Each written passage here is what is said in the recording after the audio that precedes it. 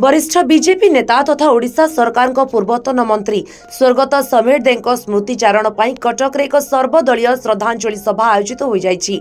Jawaharlal Nehru indoor stadium रे आयोजित यह श्रद्धांजलि सभा मुख्यमंत्री मोहन चरण माझी समेत ओडिशार मंत्री परिषद विधायक और राज्य केंद्रीय नेतृमंडलींकर विभिन्न राजनीतिक दलर नेतृवर्ग जोग देथिले।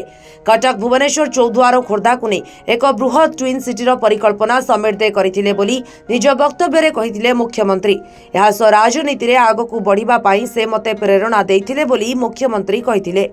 तांकर सांगठनिक ढांचा लोकंकु सेवा करिवार तांकर परिभाषा एवं जेभली भाव से विकास करिवार जड़े विकास पुरुष भाया काम करुले ता आज जिते बड़े स्मृतिचारण रे सब कथा आसूला से निश्चित भाव जड़े भल राजनीतिज्ञ थिले एवं ये अंचल सहित सारा राज्यर विकास करने तांकर जो इच्छा थिला ता निश्चित भाव नियारा थिला।